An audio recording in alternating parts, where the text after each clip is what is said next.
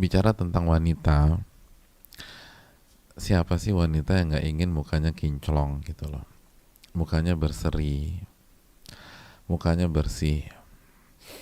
Itu dambaan banyak wanita, bahkan mungkin 99,99999% wanita ingin wajahnya kinclong.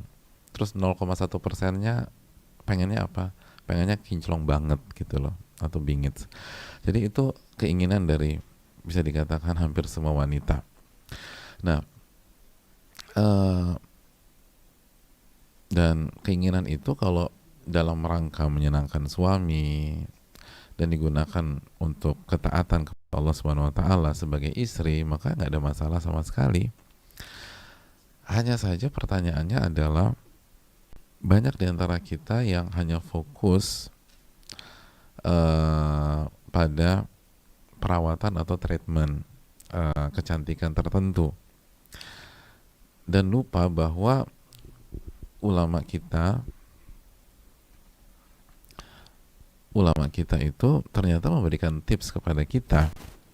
Nah, bagi kita yang ingin, atau ibu-ibu yang ingin mukanya berseri, mukanya bersih, dan bisa tampil maksimal, maka ada baiknya mendengar nasihat dari seorang tokoh besar di dalam sejarah Islam, sahabat yang dijamin masuk surga, bahkan 10 sahabat terbaik, bahkan bukan hanya 10 sahabat terbaik, ini top 5-nya sahabat, 5 sahabat terbaik. Dan di waktu yang sama beliau adalah menantu Rasul Shallallahu Alaihi Wasallam. Sudah mengkerucut ya, jadi udah ada gambaran 5 terbaik, lalu menantu Nabi SAW. Kira-kira udah ada gambaran belum siapa beliau? Oke, saya kasih clue lagi. Bukan hanya menantu, tapi beliau menikahi 2 anak wanita Nabi SAW, tentu saja bukan pada waktu yang sama. Dan saya rasa hanya tinggal satu nama yang ada di benak kita. Siapa nama tersebut? Abdurrahman bin Auf? Ya bukanlah jamaah. Namanya adalah Utsman bin Affan radhiyallahu ta'ala an, Dzun Nurain, pemilik 2 cahaya, yang artinya pernah menjadi pemimpin dan mengimami 2 putri Nabi kita sallallahu alaihi wasallam. Beliau pernah memberikan sebuah kaedah besar kepada kita dalam masalah ini. Mari kita simak baik-baik. Beliau menyampaikan dalam sebuah nasihat, dan nasihat ini bisa dicek di dalam kitab Al-Adab Syar'iyah. Beliau radhiyallahu ta'ala anhu menuturkan, ma asarra ahadun sariratan illa adharaha Allahu ala safahati wajhihi wa falatati lisanih. Tidaklah seseorang menyembunyikan rahasia, melakukan sebuah amalan rahasia, kecuali Allah Subhanahu wa taala akan tampakkan rahasia tersebut pada wajah dan mukanya. Allah akan perlihatkan rahasia tersebut di wajahnya dan di lisannya secara spontanitas. Di lisannya secara spontanitas. Falatati lisani itu bagaimana cara dia berbicara secara spontanitas, nggak pakai skrip, nggak pakai naskah. Begitulah cara dia bicara. Hadirin yang Allah muliakan, khususnya ibu sekalian, yang semoga kita semua dimuliakan oleh Allah. Dari nasihat simpel ini kita bisa tarik sebuah kesimpulan bahwa kalau kita ingin punya wajah yang berseri, punya wajah yang kinclong, maka milikilah amalan-amalan rahasia yang kinclong. Nah, itu. Milikilah amalan-amalan rahasia yang kinclong. Jadi kalau amalan rahasia kita kinclong, maka nanti wajah kita akan kinclong deh, Masya Allah. Dan lisan kita akan enak banget didengar. Dan kalau sekarang bukan hanya lisan ya, tapi jempol juga enak. Kadang-kadang lisan tuh pendiam, tapi jempolnya tajamnya minta ampun. Padahal tuh kuku udah dipotong, udah di mani-pedi, tapi tetap aja kalau udah WA, ya Allah, puluhan orang tersinggung. Nah, hadirin Allah muliakan, maka kuncinya milikilah rahasia yang kinclong, amalan-amalan rahasia. Nah, itu akan berpengaruh ke wajah kita, kita akan punya air muka yang bagus, air muka yang segar, yang nyenengin, yang orang tuh kayak senang banget ngelihat kita gitu ya, khususnya suami kita. Lalu teman-teman wanita kita, kalau ini ibu-ibu, tentu saya, kok mbak kok wajahnya kok berseri banget, nah gitu. Pasti perawatan. Iya, perawatan dong, masa nggak perawatan? Perawatannya apa? Tahajud perawatannya, gitu, Masya Allah. Perawatannya itu sholat sunnah di rumah sendirian, nah itu. Perawatannya itu baca Quran ketika nggak ada orang, Masya Allah. Dan amalan-amalan kinclong lainnya. Dan ini nggak main-main. Yang memberikan tips adalah orang yang terbukti sukses di dunia dan akhirat. Orang sosok yang dijamin masuk surga, Utsman bin Affan radhiyallahu taala an. Oleh karena itu, bagi kita semua, baik ibu-ibu maupun jika ada bapak-bapak atau ikhwan yang dengar, kalau kita ingin punya wajah yang berseri, kita harus punya waktu sendirian dengan Allah Subhanahu wa taala, lalu kita isi dengan ibadah. Makanya salah satu tips dari Umar bin Khattab radhiyallahu taala an, Umar bin Khattab, semua orang tahu ya, Umar bin Khattab, kata beliau, khudhu bihadhikum minal uzlah. Kalian tuh harus punya waktu sendirian dengan Allah Subhanahu wa taala, harus punya waktu. Jangan sampai 7/24 jam selalu bersama makhluk dan bersama makhluk. Walaupun sama suami kita, walaupun dengan anak-anak kita atau dengan keponakan kita, sama suami bagus, sama anak-anak juga positif, tapi harus ada waktu, gak ada siapa-siapa kecuali kita dengan Allah Subhanahu wa ta'ala. Harus ada waktu beruzlah gitu loh. Beruzlah itu hal yang dibutuhkan bagi kita yang ingin punya wajah yang kinclong dan kebahagiaan di dunia dan di akhirat, tentu saja, yang jauh lebih penting daripada sekedar muka yang kinclong, tentu saja. Nah, itu kuncinya adalah kita harus punya waktu uzlah. Khudhu bihadhikum minal uzlah. Kalian tuh harus punya waktu sendirian dengan Allah Subhanahu wa ta'ala. Itu hal yang penting. Dalam kesempatan lain juga mengatakan, al-uzlatu rahatun min khullatis su'. Bersendirian dengan Allah itu adalah saat-saat yang rohah. Itu saat-saatnya kita istirahat dari orang-orang yang buruk.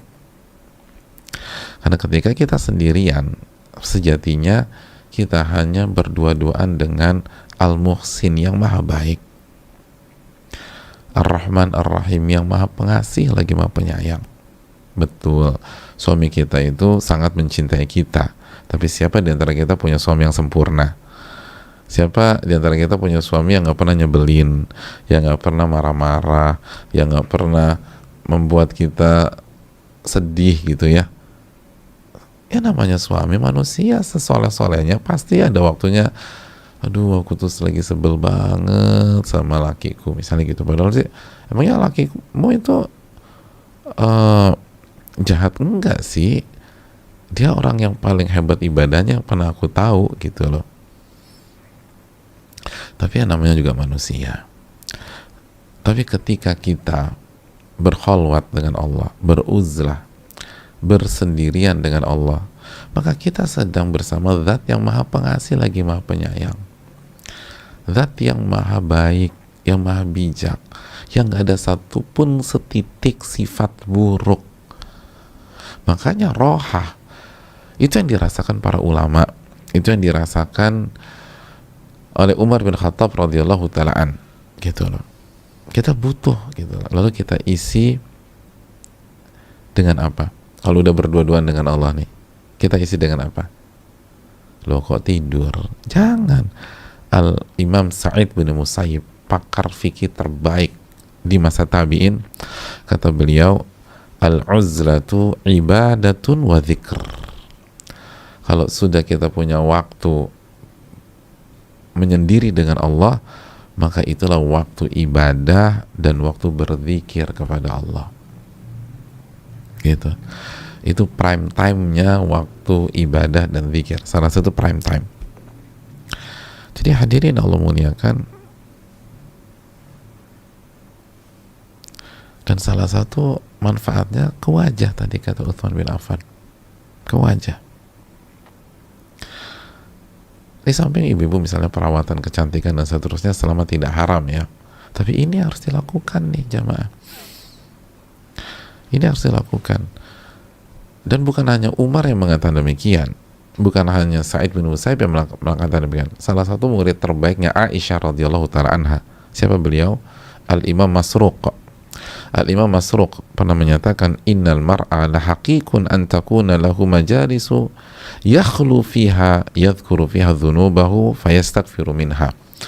Seseorang itu butuh memiliki momen-momen, majelis-majelis yang tidak ada seorang pun kecuali dia dengan Allah Subhanahu wa taala. Dan di sana dia mengingat dosa-dosanya. Dan di momen itulah dia beristighfar kepada Allah Subhanahu wa taala. Subhanallah. Itu kata para ulama, itu kebutuhan.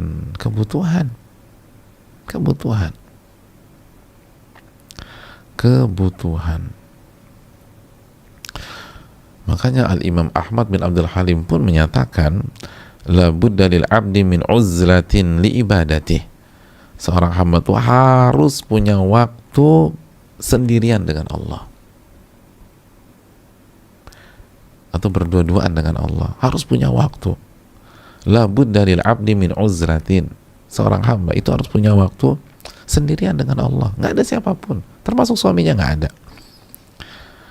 Untuk apa? Li ibadati, agar dia bisa ibadah kepada Allah, agar dia bisa ibadah kepada Allah. Wa dzikrihi, agar dia bisa mengingat Allah Subhanahu wa taala. Dia ingat betapa baiknya Allah kepada dia, nikmat-nikmat Allah kepada dia, apa yang telah Allah berikan selama ini buat dia. Wa tilawati, dan waktu itu dia gunakan juga untuk membaca firman-firmannya. Dia gunakan untuk membaca kalamullah, membaca Al-Quranul Karim. Gak ada siapapun, suaminya gak ada, anak-anaknya gak tahu. Pada saat itu dia hanya dengan Allah, lalu dia baca firman-firman Allah tersebut.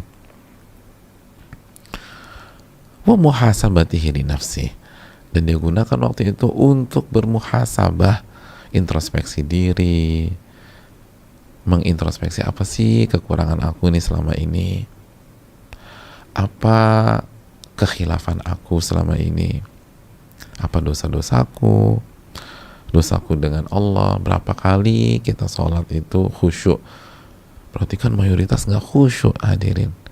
Itu yang harus kita resapi. Lalu sikap kita yang buruk di hadapan suami kita, orang-orang terdekat kita, betapa kita nggak memaksimalkan kebersamaan kita dengan orang tua kita misalnya. Itu saat-saat itulah waktunya kita bermuhasabah. Wa du'aihi wa istighfari, dan di saat itulah kita berdoa kepada Allah Subhanahu wa taala. Kita minta tolong sama Allah, dan enaknya nggak ada siapapun yang tahu. Jadi kita bebas ngemis kepada Allah. Kita bebas ngemis kepada Allah. Kita bebas minta tolong sama Allah. Coba kalau kita lagi doa, atau lagi istighfar, tiba-tiba suami kita bangun dan semua kita belum ngaji, kan jadi curiga, kenapa nih bini gue tiba-tiba nangis sesegukan, minta ampun, jangan-jangan kemarin dia melakukan skandal lagi, padahal mah kita minta ampun karena sholat zuhur kita tadi siang gak khusyuk. Kenapa ya bini gue minta ampunnya sesegukan, yang suami kita belum ngaji, udah mikirnya macam-macam. Adapun kita berusaha meresapi ibadahnya orang-orang soleh. Orang-orang soleh kan melakukan dosa kecil aja rasanya mau ketiban gunung, kan begitu. Tapi orang-orang fasik ngerjain dosa besar seperti menghadapi lalat lalu dia usir tuh lalat, sesederhana itu saja. Oleh karena itu hadirin sekalian, pentingnya kita punya waktu untuk beristighfar, untuk berdoa kepada Rabbul Alamin. Gak ada yang tahu, gak ada yang tahu. Wa bu'dihi anisyar wa nahwi dzalik. Dan kita minta agar kita dijauhkan dari keburukan. Oleh karena itu hadirin yang Allah muliakan, makanya gak heran Al-Imam Ibnul Jauzi pernah mengatakan, masami'tu wala ra'aitu kal uzlah rahatan wa izzan wa syarafa wa bu'dan anisu wa anisyar. Aku tuh gak pernah melihat dan mendengar ada satupun hal yang lebih merilekskan seorang hamba, rileks, membuat mulia seorang hamba, membuat tinggi seorang hamba, dan membuat seorang hamba itu jauh dari keburukan, jauh dari keburukan, dan terjaga agar dia selamat, dan lebih membuat dia menjaga waktunya dibanding uzlah, dibanding uzlah. Itu tadi. Jadi kata Al-Imam Ibnul Jauzi rahimahullah, itu hadirin, uzlah tadi itu menyendiri dengan Allah, itu yang paling membuat rileks seorang hamba, membuat hamba tuh nyaman banget gitu loh jamaah, dan mulia deh, mulia, terhormat, jauh dari keburukan, dijaga agar selamat di dunia akhirat, dijaga waktunya sama Allah, dijaga umurnya. Terus juga kata Ibnu Jauzi ditambah lagi, catat tadi belum disebut, dijaga dari orang-orang yang hasad sama dia, gitu loh. Iya kan, kapan kita terkena atau rentan terkena dampak negatif orang-orang yang hasad sama kita? Saat kita berinteraksi sama manusia kan. Coba kalau kita nggak berinteraksi sama manusia, hidup kita udah sama Allah aja, udah kita nggak dengar orang ngomongin kita apa, atau kita nggak akan dijegal, kita nggak akan ditunjuk-tunjuk dan seterusnya. Udah enak tuh hidup kayak begitu.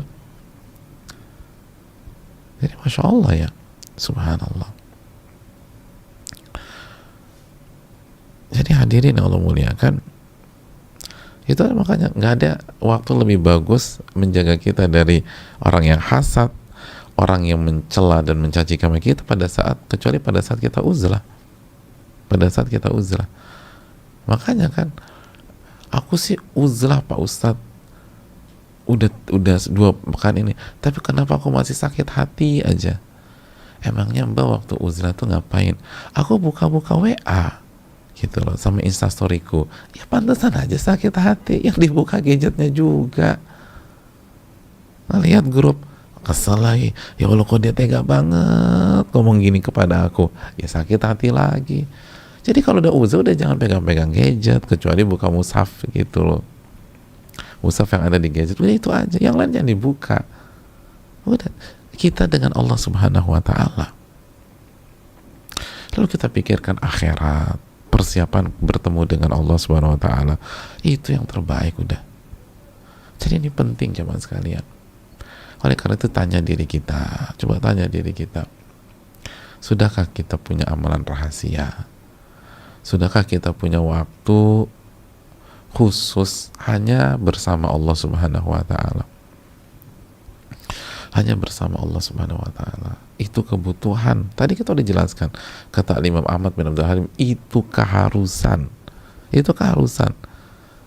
Itu keharusan. Kata Ibnu Jauzi tadi, nggak ada yang lebih bagus daripada menyendiri dengan Allah Subhanahu wa taala. Harus ada waktu untuk itu.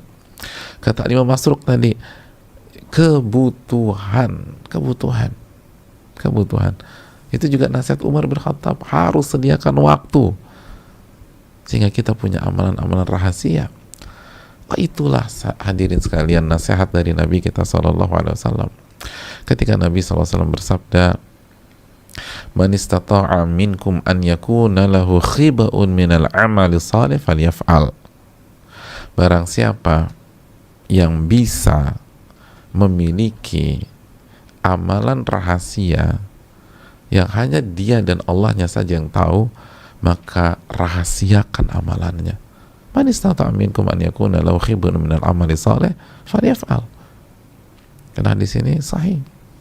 Di antaranya dikeluarkan oleh Imam Ibnu Mubarak dalam kitab Az-Zuhud, terus juga divalidkan oleh Syalbani dalam Sahih Jami dan lain-lain. Sekali lagi Nabi kita SAW yang menyarankan, barang siapa yang mampu menyembunyikan amal solehnya, maka sembunyikan amal solehnya. Barang siapa yang mampu punya amalan rahasia, maka rahasiakanlah amalannya. Jangan diumbar. Jangan diumbar, jamaah sekalian. Jangan diumbar.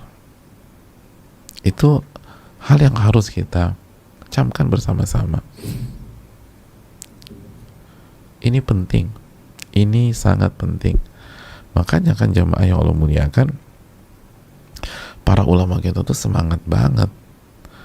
Al-Hasan Al-Basri pernah mengatakan begini, walaqad adrakna aqwaman ma kana 'alal ardi min amalin yaqdiruna an ya'maluhu fi sirri fayakunu 'ala niyatan abada.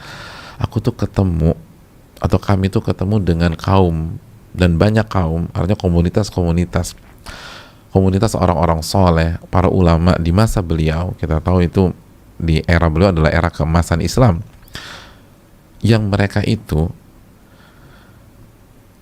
saat mereka mampu merahasiakan amalan mereka, mereka tidak akan buka selama-lamanya. Mereka nggak akan buka selama-lamanya. Jadi kalau mereka mampu menyembunyikan, nggak pernah mereka buka. Artinya ketika mereka memperlihatkan amalan mereka, itu karena nggak ada opsi lain.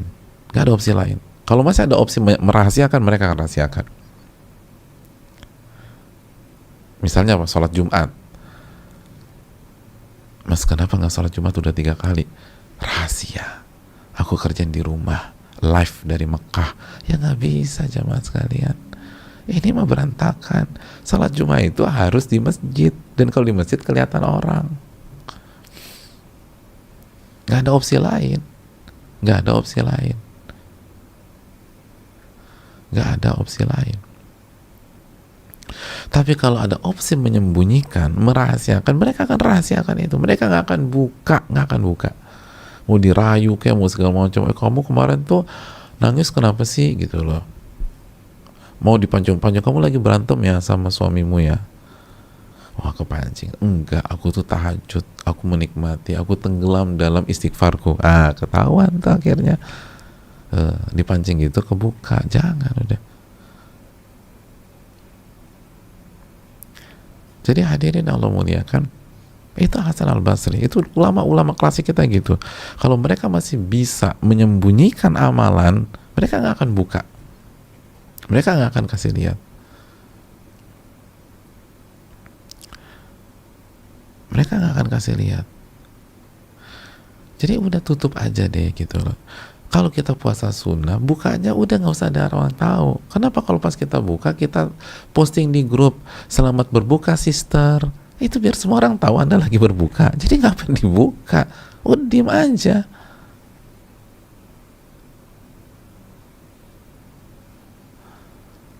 Kalau sahur udah sendirian aja. Nggak usah satu grup tahu. Satu grup WA itu berapa sih isinya? 200 orang. Berapa sih satu grup ya? Tuh 250 orang kurang lebih. Jadi 250 orang tahu kita lagi sahur. Sekali kita posting, 200 orang tahu kita lagi puasa hari itu. Udah sembunyikan, kenapa sih? Ini itu konsepnya Nabi SAW. Kalau Anda bisa rahasiakan, rahasiakan, kata Nabi.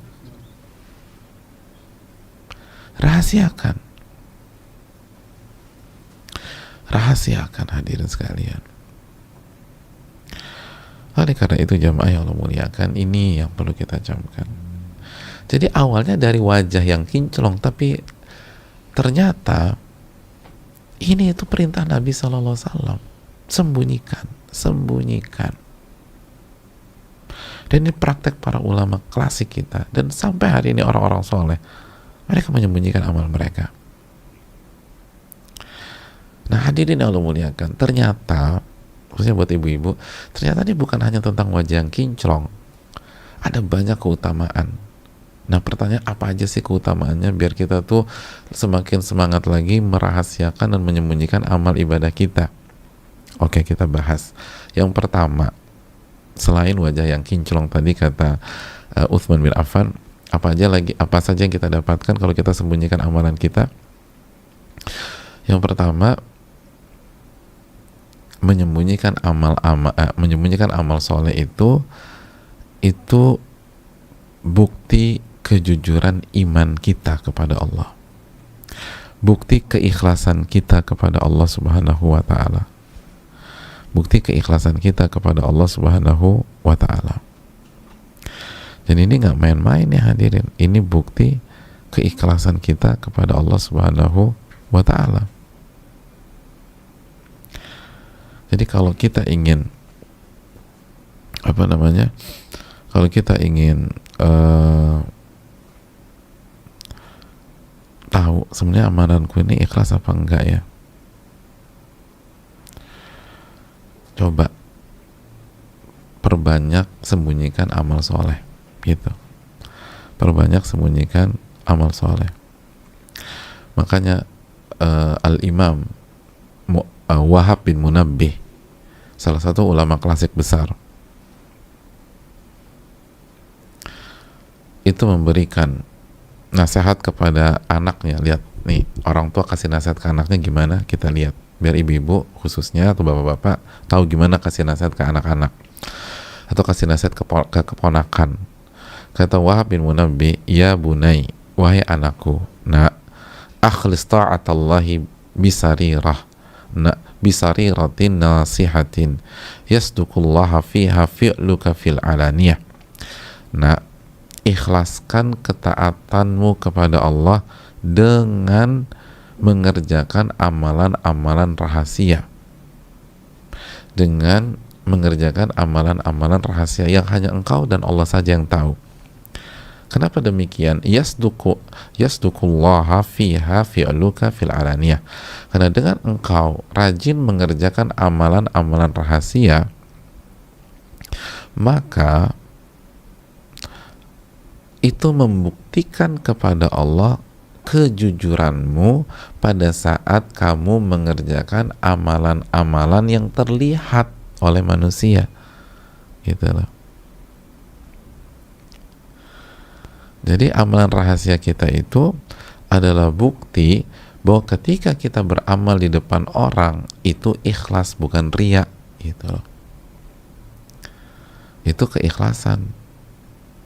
Kalau ibu-ibu nih, jadi sholat ibu-ibu ketika nggak ada siapa-siapa, bacaan Al-Quran ibu-ibu kan ketika sendirian di kamar, itu adalah pembuktian bahwa ketika ibu-ibu berhijab,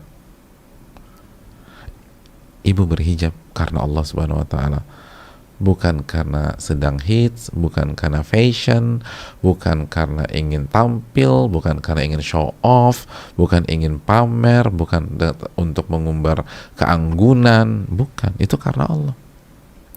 Ya kan kita tahu pakaian ibu-ibu sekalian itu kan pakaian ketakwaan, itu takarub kepada Allah. Wanita yang menutup aurat pakai hijab misalnya, itu kan ibadah kepada Rabbul Alamin. Nah pertanyaannya, ikhlas nggak pada saat kita berhijab? Apalagi hijab kita bagus, hijab kita mahal, hijab kita elegan dan seterusnya. Dan itu kan salah satu hal yang paling susah di dunia ibu-ibu kan. Gimana menata hati ketika pakai busana? Itu susah banget. Nah, agar kita bisa menjaga keikhlasan pada saat kita berbusana yang baik, yang syar'i, kita harus punya amal rahasia yang bagus. Amal rahasia yang bagus. Kita harus punya zikir yang kuat di waktu malam ketika nggak ada siapapun. Kita harus baca Al-Quran ketika nggak ada siapapun, sehingga terbukti kejujuran kita. Kenapa terbukti kejujuran? Karena kualitas ibadah kita di depan orang dan di belakang orang sama. Nah, itu penting, jemaah. Cara kita menyikapi Allah ketika di hadapan manusia, di hadapan orang, dan ketika nggak ada siapapun sama. Makanya ini bukan tentang wajah yang kinclong, ini pembuktian kejujuran kepada Allah. Ini pembuktian keikhlasan kepada Allah. Anda ikhlas nggak selama ini? Kalau ikhlas, Anda harus punya amalan rahasia. Kita harus punya amalan rahasia. Ini sebuah kebutuhan bagi kita. Sebuah kebutuhan. Ini bukan sekedar beribadah nggak ada siapapun, bukan. Tapi hadirin Allah muliakan, ini pembuktian.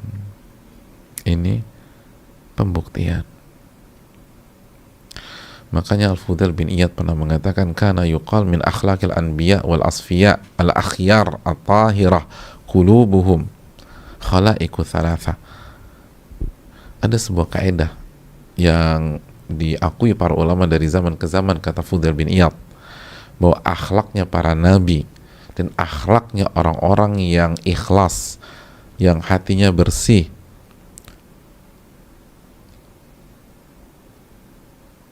adalah 3 akhlak atau 3 hal. Yang pertama al-hilm, kematangan, kedewasaan dalam bersikap. Yang kedua al-anah, tidak tergesa-gesa dalam bertindak dan bersikap. Jadi matang, dewasa, dan kalau berbicara atau bersikap tenang. Dan yang ketiga hadzun min qiyamil lail, mereka punya waktu dan porsi untuk qiyamul lail sendirian, gak ada siapapun.